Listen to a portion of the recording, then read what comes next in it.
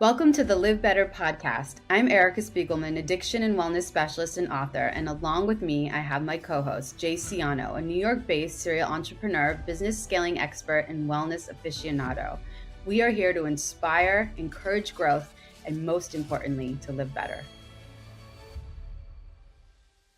Welcome to the LivBtr podcast. Our guest today is Dr. Danielle Dick. She's a tenured professor of psychiatry at Rutgers Robert Wood Johnson Medical School, where she serves as the inaugural director of Rutgers Addiction Research Center and holds the Greg Brown Endowed Chair in Neuroscience. She's an internationally recognized and award-winning expert on genetic and environmental influences on the human behavior.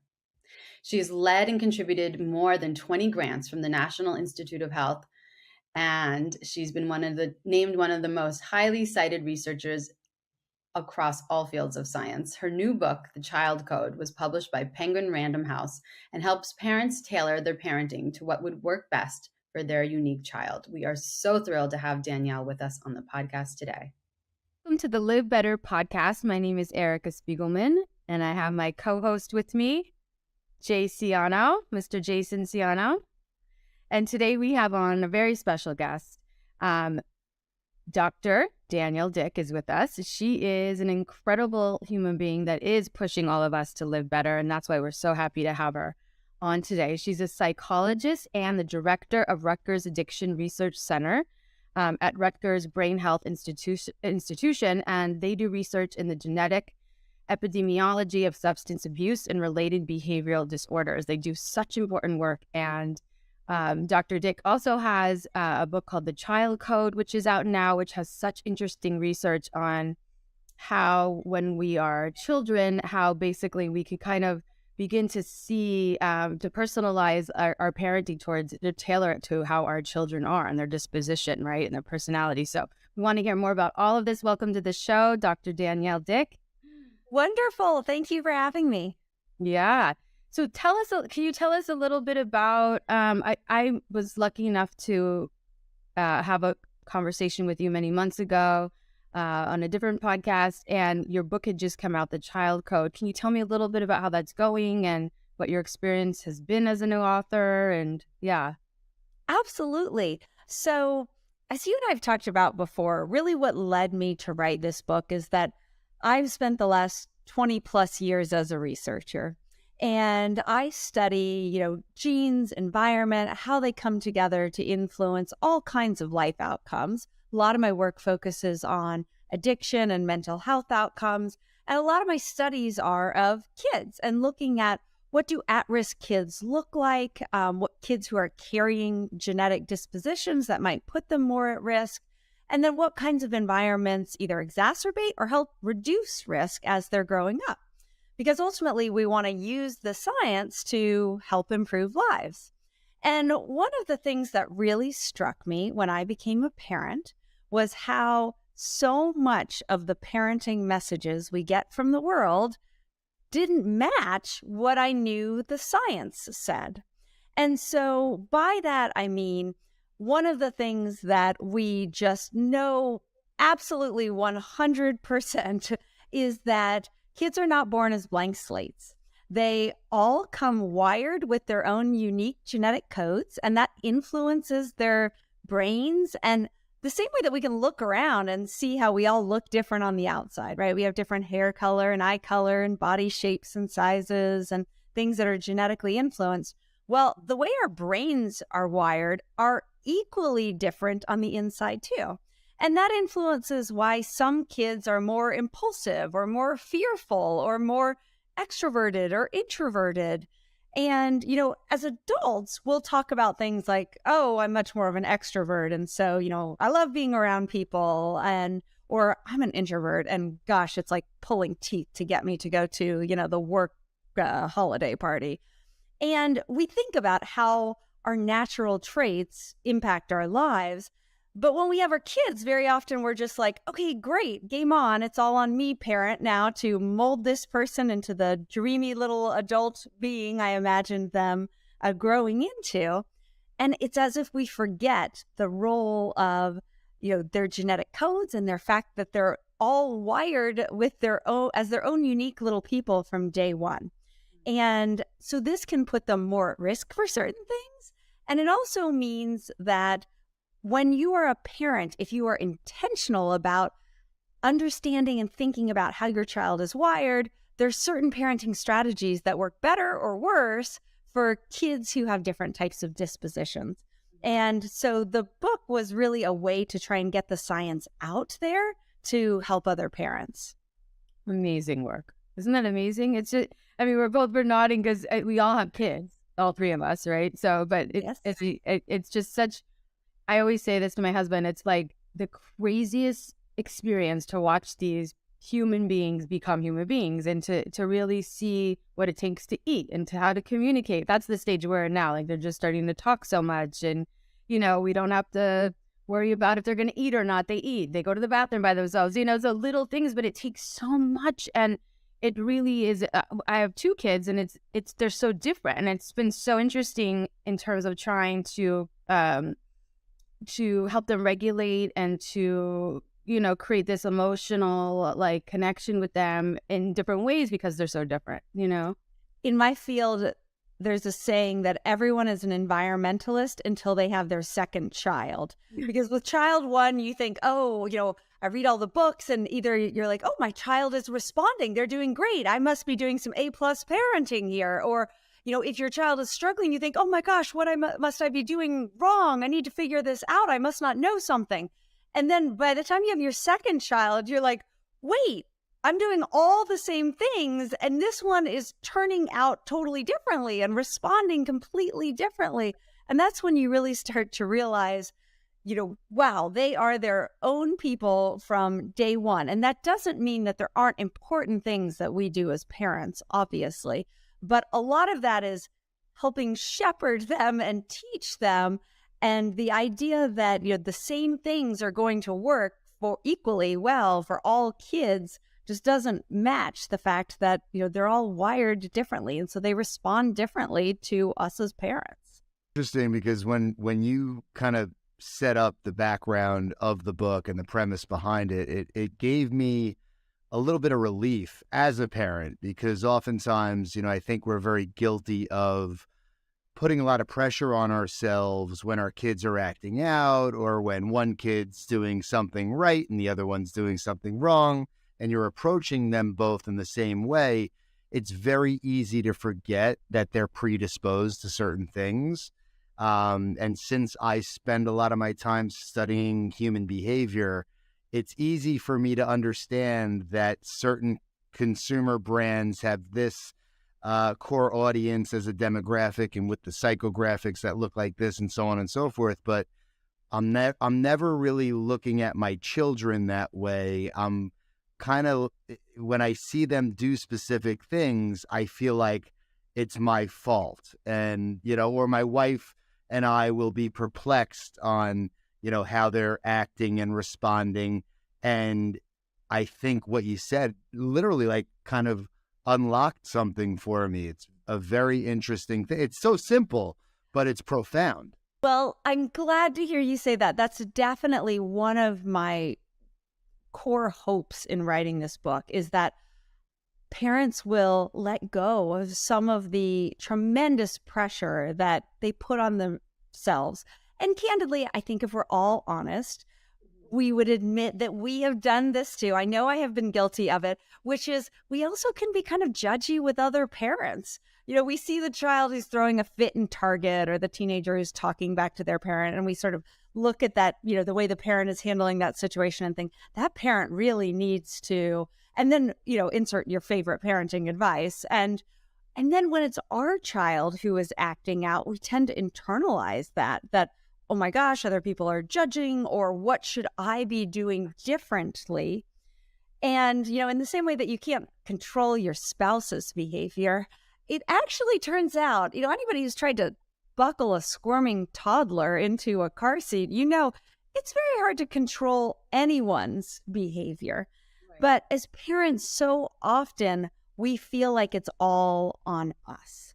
And, one of the things I do hope that reading my book, and the reason I want to get this research out there does, is it helps parents understand that a lot of this behavior they see in their kids, and especially it's when our kids are acting out or they're struggling, it's that they don't have the skills yet. And maybe that's developmentally, or maybe that's because it doesn't come naturally to them.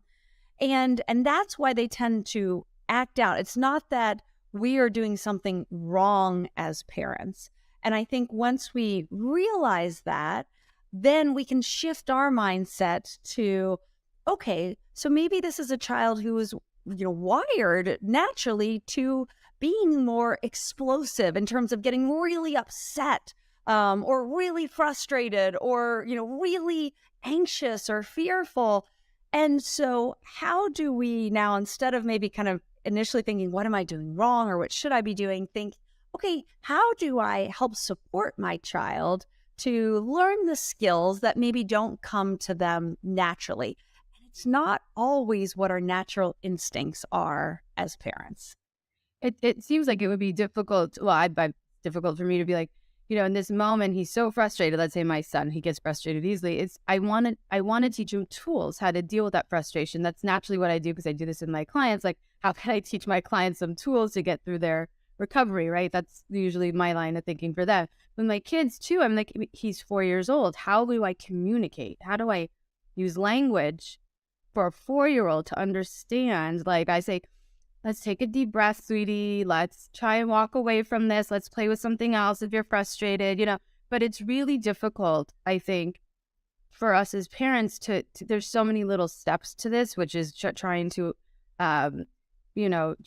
give them the tool sets that they need so that they can navigate through their emotions in life. That's what our job is, right? Or, Yes. And Erica, of course, your kids are lucky because you're trained to do all this. And in some ways, that was my humbling moment too, was to realize, oh, wow, this is my area, quote unquote, of expertise, children, right? And then when your child is struggling and you also realize, oh, it's very hard. Kids have a way of pushing your buttons. And it's very hard sometimes to naturally draw from even the skills that, in theory, I'm trained in and that you're trained in. And that's one of the reasons that the way I set my book up is, there's little short quizzes and surveys for you to fill out on your kids to figure out what their natural dispositions are. Because I think the first part is orienting to understanding where the behavior is coming from. Kind of how is your child naturally disposed? What is their kind of temperamental disposition?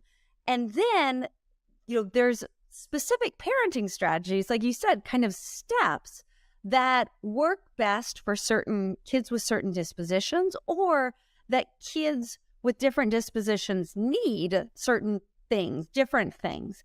And so I find it very helpful then to kind of have that checklist, because sometimes also in the moment, our parents or our children can push our buttons as parents.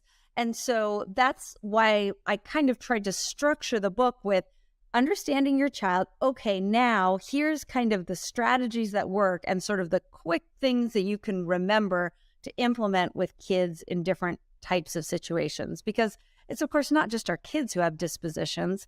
It's us who all have dispositions too. And so the way that your child interacts with you and interacts with the other parent or other adults in their life could be very different, because it's a different set of interactions between, people with different temperaments.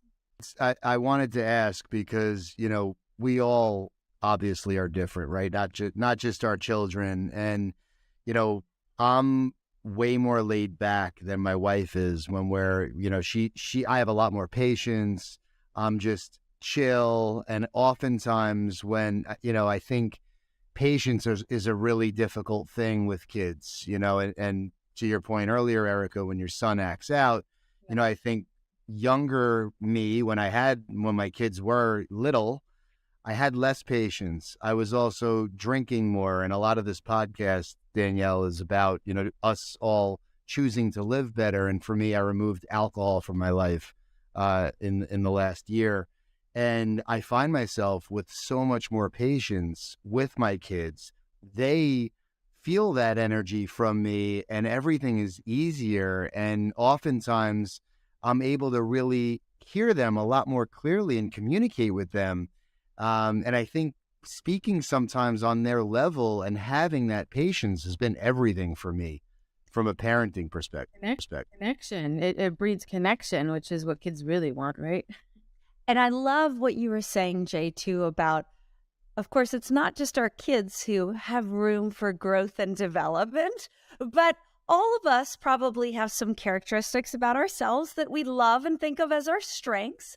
And all of us probably have some characteristics that may not be the favorite thing about ourselves. And, for many parents, patience is one of them. And I am certainly one who, I have a child who is, prone to big feelings, and that apple didn't fall far from the tree. I am also someone who is a bit impulsive and also prone to big feelings. And so you realize that particular dynamic, when he got wound up, it made me get wound up as well, too, right? Our dispositions played off of each other.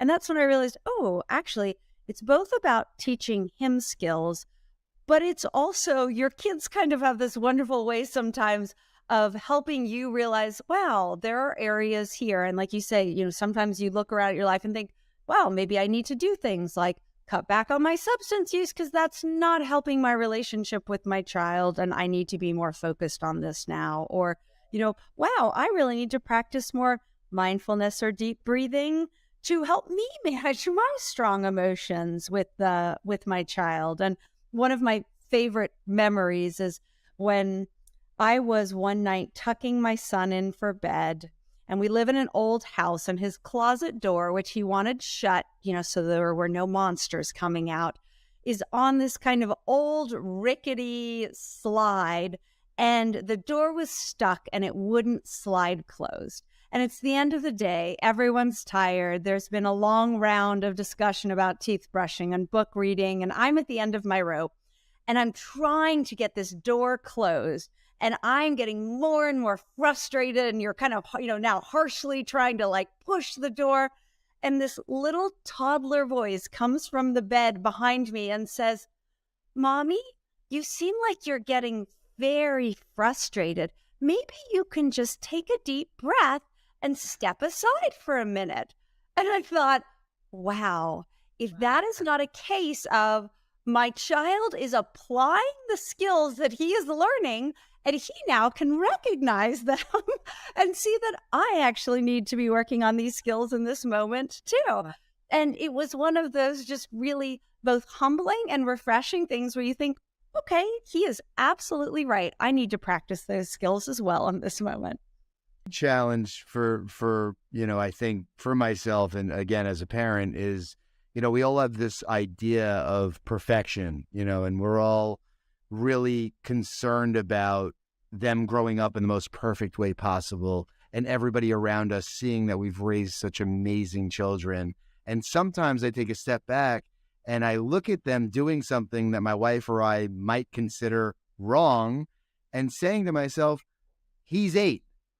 Yeah. He's 11. Allowing them to be children. I think we're so we strip them sometimes of that childhood, right? Like wanting them to act more mature, grow up, stop laying on the floors, get up, be more mature. Why are you doing this? Da, da, da. And they're kids. Absolutely. In fact, we have really strongly changed the way that we parent in the last generation or so. And so we are far more hands-on with our children.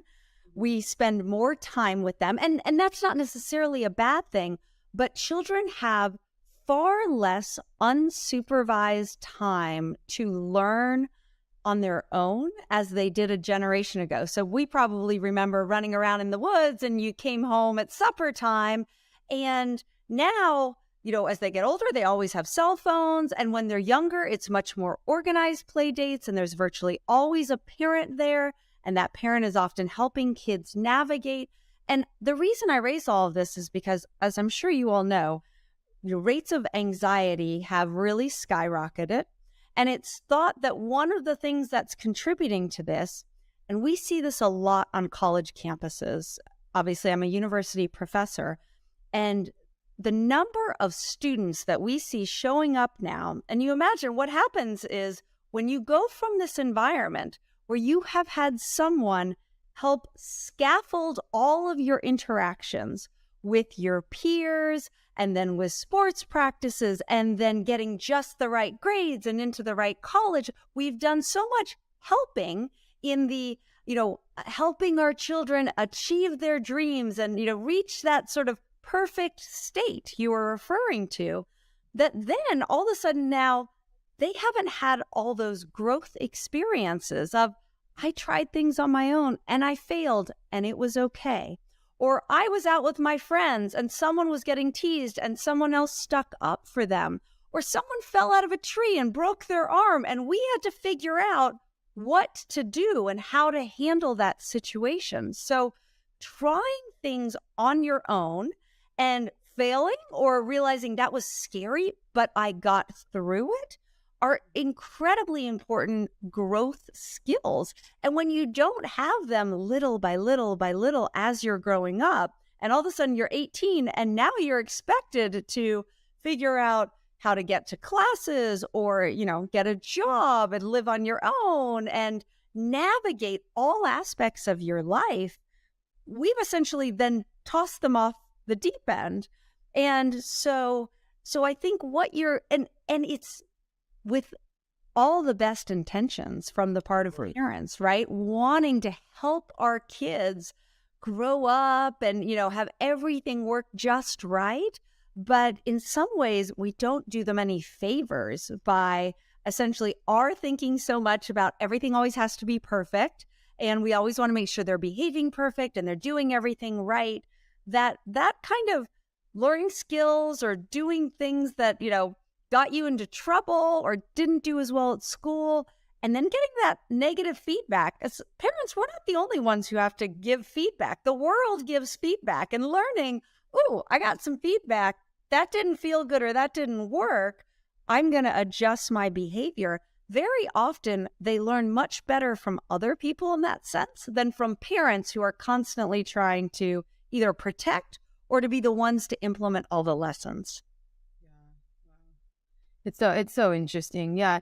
You have a worksheet that you have posted on your Facebook. I saw it and I was looking at it about, it has a series of questions which can help you kind of like figure out whether you have an increased risk for addiction or anxiety, substance use disorder, I should say, sensation seeking people, right? People that are more impulsive.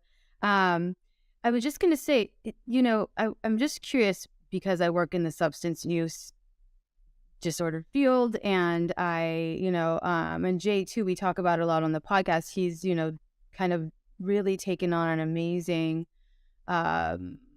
new chapter in his life where he's put his wellness, his mental, emotional, physical wellness, I think as one of your top priorities now, Jay. And I think it's been really for sure. Yeah.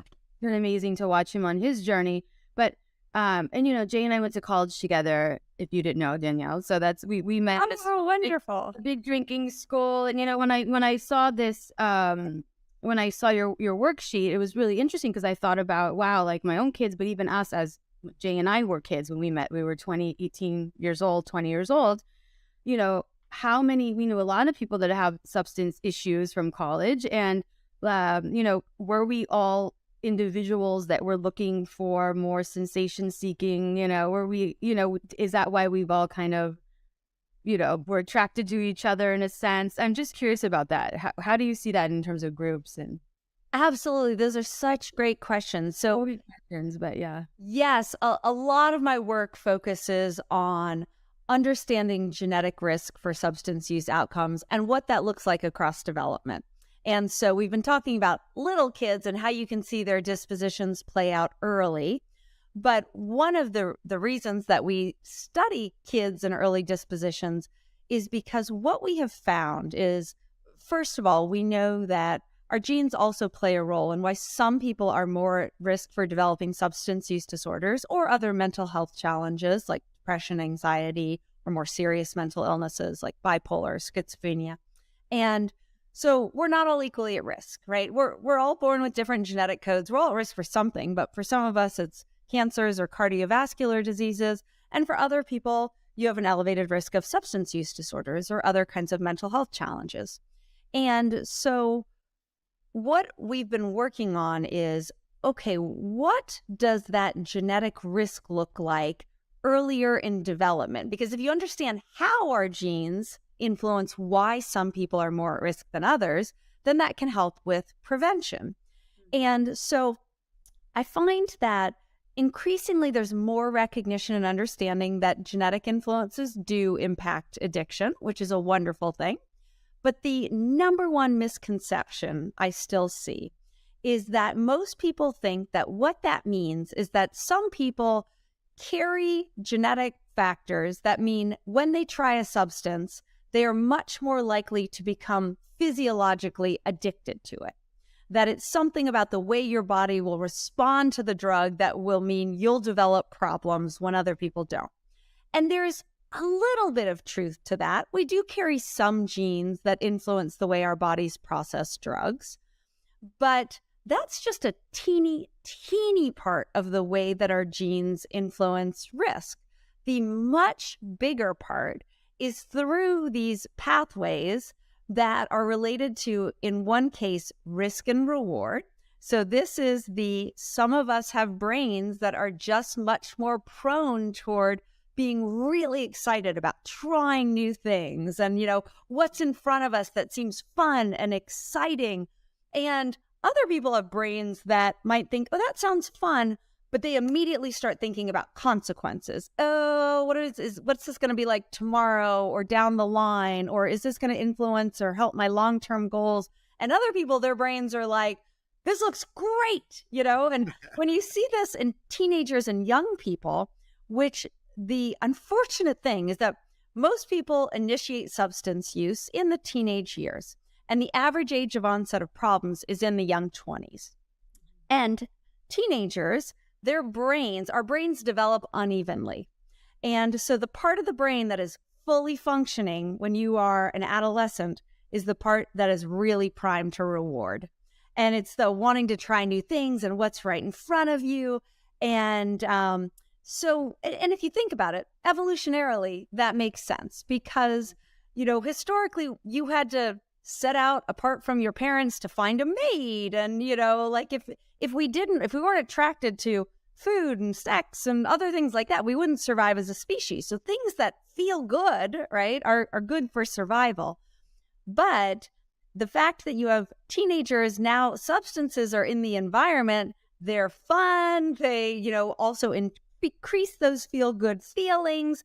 But the parts of their brain that are not fully developed till the mid-20s, is the part of your brain that really helps you think through long-term consequences. So when you're in college and somebody shows up at your dorm and says, hey, let's go to this party, and you think, oh my God, that sounds amazing, let's do it. You're not immediately thinking through, ooh, but then I might not get to study as much for this test, and I might not feel as good tomorrow, and so my notes won't be as good, and then I won't do as well in the exam, and my GPA won't be as good, and I really want to go on to be a doctor. And that's a lot of thought process. And brains that are not primed toward immediately thinking all that through, they think this sounds great, let's do it. And so developmentally, teenagers are at kind of a higher risk taking just based on where brains are. But then we all differ in these characteristics too. And so some of us, always, even once our brains are fully developed, are going to be much more novelty seeking, sensation seeking, impulsive, right, about things. It's just the way our brains kind of are naturally wired. And I want to emphasize, those are not bad things in and of themselves. Fighter pilots, CEOs, entrepreneurs, they tend to be much higher in risk taking. But those same characteristics can also put you in circumstances that make it more likely that you can develop substance use problems because you're more likely to select other peers who are risk-taking, have more access to, and be in environments, parties, bars, where alcohol and other drugs are more prevalent. you're more likely to think, sure, that's fun, let's try it. And then depending on other environmental circumstances too, then you can also fall into a pattern where now drugs start to take on a certain role in your life. Drugs over time do change the brain, even with heavier, especially with heavier drug use. So, but that genetic disposition toward how your brain is wired toward risk-taking and reward-seeking, that is actually one of the ways that the genes that influence those things can put some people more at risk. And by understanding that, these traits show up early, right? You can see impulsivity, as I talk about in my book. You can see impulsivity from the time kids are pretty little. They're the ones that are dangling from the tops of trees and ending up in the ER all the time. And those are also the kids that are more likely to then be more risk-taking in adolescence, to seek out the other risk takers, to end up in these risk-enhancing environments. And by understanding that that is the pathway by which genetic risk can lead to problems, you can also see how there's all kinds of places where you can reduce the likelihood of developing problems, that it in no way means you're destined to develop problems. And so that is kind of one of the big ways that genes influence risk for substance use problems. And then the other pathway is via anxiety proneness. And some people are more prone toward worry, toward negative thinking. It puts one more at risk for depression, for anxiety. We actually see kids who carry those dispositions being less likely to use substances in adolescence because, adolescence substance use is social. And so when you have more anxiety or more depression, you tend to not be in those social situations as much. But as you get older and substances are legal and they're more available, then what we see is individuals who kind of have that disposition. Now you try a substance and you realize, oh, that anxiety is going away. I feel more normal. I feel like I can interact in social circumstances without feeling uncomfortable in my own skin. And that can be a pathway that can actually lead to later development of substance use problems. So those are two of the bigger ways that genes influence risk for addiction that have nothing to do with how your body processes drugs. And so that's what we're trying to get that information out so that folks can recognize that, because that also allows for earlier intervention. Because if you manage those traits that can put you at risk, then you never have to. No one is destined to develop problems with substances. You said so much there. I mean, yeah, really fascinating. And Erica, I love the way that you positioned the question, because it's something that I've been curious about for a long time. And working on myself and always being somebody that was very attracted to feeling good, right? Like I was that guy.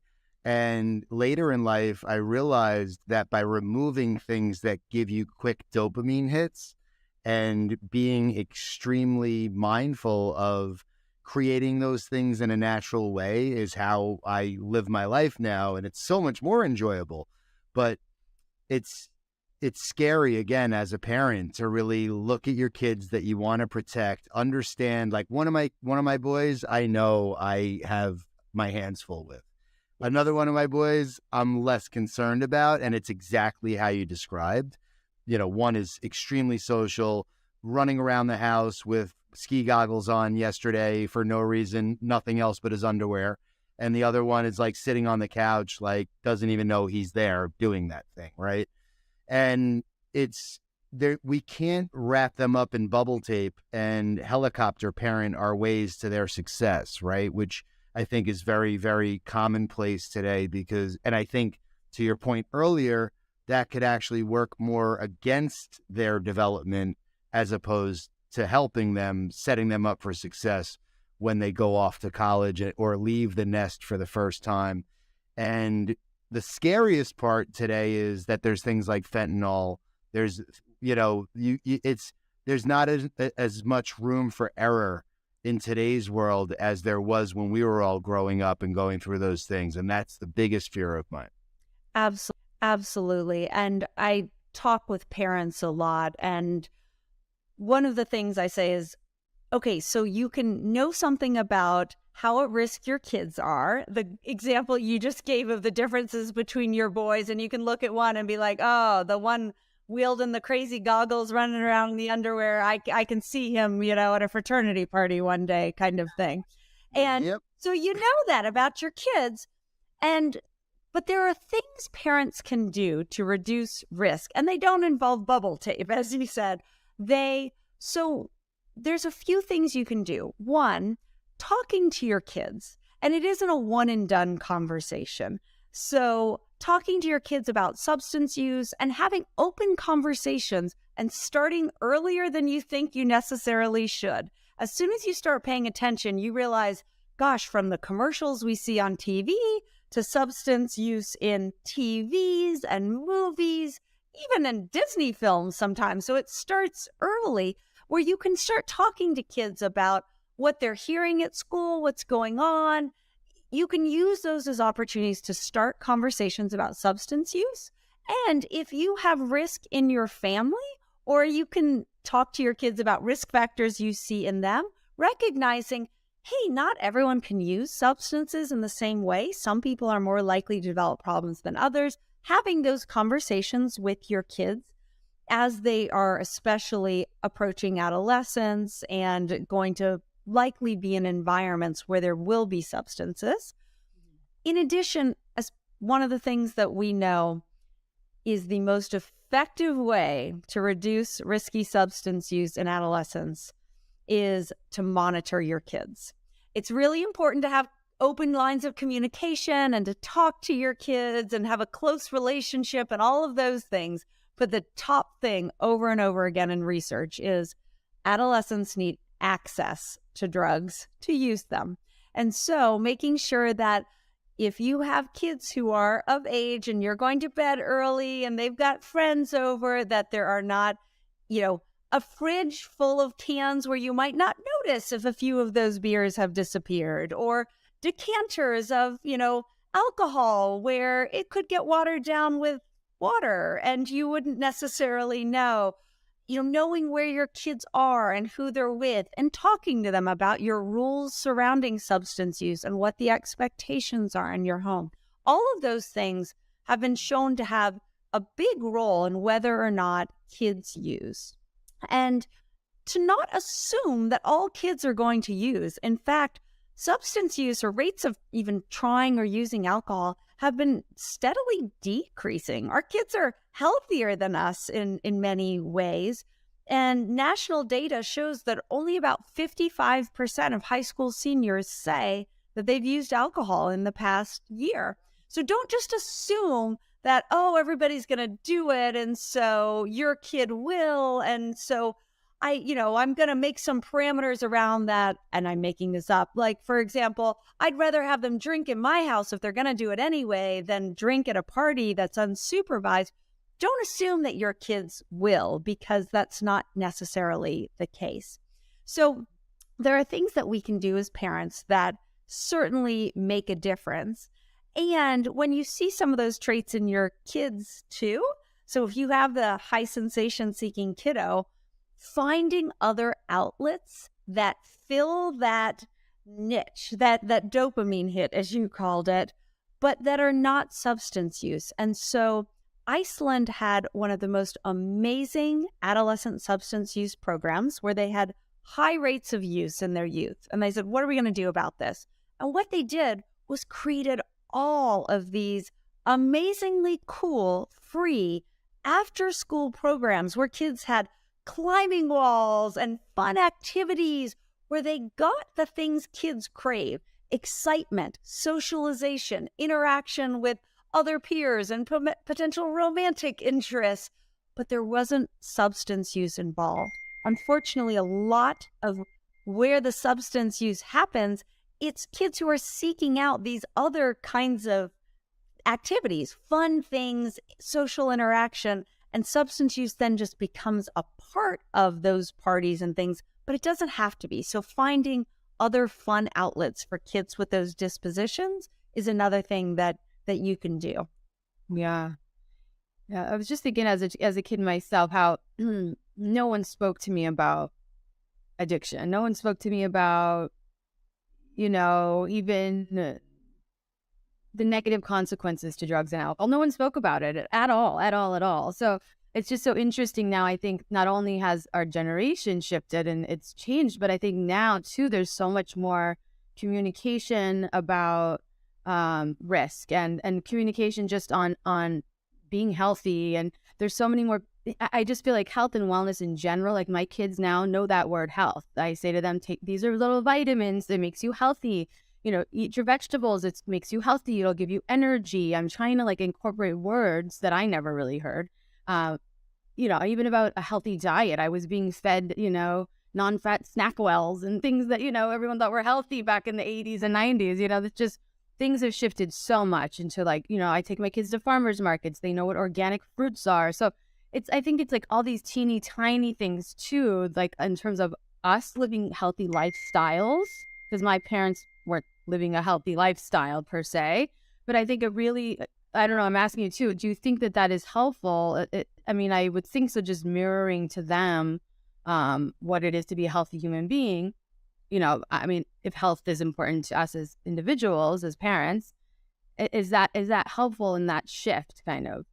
Absolutely, yes. And so I think it is so important that we talk about substance use and mental health and, healthy sexual behavior and other kinds of things with our kids in ways that our parents very often didn't with us. And it's almost funny when you think about how much we obsess when we have small children about what kind of bottles we're using or pacifiers, or is it good for them or not good for them? And very often then when it comes to the big things, right? Health, wellness, substance use, mental health, we really steer away from those topics. And that is shifting. And I think that's so important. And Jay, you raised something really important earlier, which is that we talked about some kids are more at risk and you really want to, make sure you're attuned to those kids. But the reality is the drug landscape is just far more dangerous now. And when I talk to adolescents, I talk about that and say, I'm not here to scare you. I'm here to provide you information so you can make the best choices for you. But the really unfortunate reality is that you all are in a really hard time right now because alcohol has always been in the picture. But now cannabis is so much more potent than it was. So in the 70s, 80s, 90s, 3% THC, the active ingredient. Now it is 25%. Edibles, which of course, who loves gummies? Teenagers, 80 to 90% THC. So this is an incredibly potent drug that has become legal much faster than we understand the ramifications. And because it has changed so much, many parents also don't even realize that it's, they think, well, what's the big deal, right? Everybody smoked a little grass back in the day. Well, that actually was much closer to grass. This is a potent drug. And we're seeing really adverse effects on memory and motivation in kids who start using regularly. Obviously, there's vaping, and you can have that laced with all kinds of things as well. And one vape has as much nicotine as a pack of cigarettes. And then, as you mentioned, fentanyl, which has come in from overseas.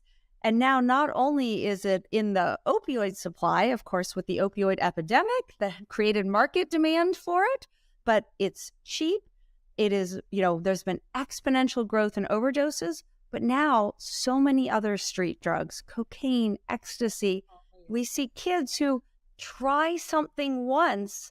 Experimentation is something adolescents very often want to do, but if it's laced with fentanyl, which increasingly, a large portion of the product out there is, then, it can instantly lead to overdose and really severe situations. My friends in pediatric ER settings, are frightened by what they're seeing. So it's a reality that you want to talk to your kids about it.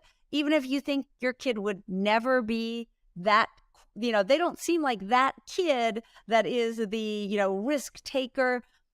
The reality is, in this phase of life, they are really influenced by their peers and they like trying new things, and that is developmentally normal. But when you try that drug for maybe the first time and it's laced with something, that could be a deadly mistake. And of course, those are the things that all of us as parents worry about, and for good reason now. So those are important conversations to have with your kids. I've really actually had multiple conversations with my boys about me even drinking, and they've been a part of me not drinking. Like so when people ask me, I'm very active on social media, things of that nature. And a lot of my content currently is about just being clear and kind of cheat codes to life as a result of just being clear. And they'll ask, like, how did you make that commitment? And the reality is, it's for my kids, it's for my family, it's for everybody around me, because they deserve the best version of me. And I truly believe that. And the day that I really made the decision, I actually said to them, I'm like, guys, would it be good? Would you be happy if I committed to you to never be drunk again in front of you, to stop drinking? And they're like, of course, Dad, like that type of stuff. So for me, it's like, I'm very curious to see how that plays out, because they've played a role in me promising that I won't drink to them. Right. Yes. And by the way, I wasn't this like bad, abusive parent. I was the normal, for middle age, 6-year-old guy that would go out drinking socially and whatnot. But you come home inevitably from that wedding and you're drunk and you're talking to your kids if they're awake with the babysitter. By the way, most of my peer group is drinking and doing other things in proximity of their kids. And that we could have a whole different podcast about that. But I think there's so many parents that are they don't put boundaries between their partying ways and what their kids are seeing them do. And from my own perspective as a kid, if I saw my parents doing something, it was acceptable. It was as if I could go and do that and there were no repercussions to it. And again, no judgment on other parents. Just for me, if I'm doing that stuff in front of them and they know I'm doing it, they don't always listen to what you say, but they watch everything you do. Absolutely. And good modeling of behaviors, we know that kids learn from that. And when parents mess up, which inevitably we do, whether it's related to substance use or we yelled at our kid when they probably didn't deserve it, but we were mad at our partner or at work or something of that sort. And parents will say like, oh, what should I do about that? I say, you know what? One of the things we want our kids to learn is when you mess up, you own it, right? You apologize and say, hey, I'm going to do better. And that's a wonderful thing that you can model for your kids as well, too. And one other thought is that for parents who do drink, because they'll sometimes ask me, well, how do I tell my kids, my adolescents, that they can't? I choose to drink and they know that. So does that make me a hypocrite, or do I then not have as much authority to be able to tell them, well, you can't drink? And to that, I say, one of the things that you can always tell adolescents, and is a conversation that I have with my son, which is that the reality is your brain is still developing, and substances influence your brain very different than they do a fully developed adult brain. My brain's as good as it's going to get, and it's, probably slowly on the downward slide at this point, but yours is still developing. And the reality is that when you are an adult and of legal age, then you can make those decisions for yourself. But right now, my job as a parent is to help you reach your potential. And there is nothing more important to me than making sure that your brain is the best it can be to make the best decisions for you to get you where you ultimately want to be in life. So you can have that conversation with your child too. Even if you as a parent do choose to drink, it doesn't mean you have to excuse or accept that behavior in your kids. Sure. But No, very absolutely modeling what you are, Jay, is, something wonderful for your kids to see and learn from. I'm a work in progress, far from Aren't we perfect. all? Doing our best over here. Thank you, Danielle, so much for being with us today. I know that we've shared so many, you've covered so many, topics and so many great tips for everybody out there listening. It's awesome. We are so grateful. Yeah. This really, I'm humbled and honored to be a part of this conversation with professionals like yourselves. And, I think that my part is really bringing this conversation to people who don't have the benefit of the access that we do. And it's really amazing the work that you're doing. I commend you. Well, thank you so much. This has been such a fun conversation, and I really appreciate you all having me on. And just so you all know, or any parents who are out there too, I put a number of free resources for parents. I'm sorry? I was going to say, please tell everybody where they can find your the worksheets, everything that you have, your book. Yes. Absolutely. So I put a lot of free resources for parents on my website at danielledick.com. You can also find information about my book, The Child Code, and where to find that as well. So my background and impetus for doing all this is really to try and get research out to parents in ways that can help them on their parenting journey. So I hope you'll find things that are useful there. Thank you so much. I follow you on Instagram and Facebook that you're there as well. So yes, absolutely. So yeah, we'll post the links for everybody below. Okay. Thank you so much. Thank you both. Thank you.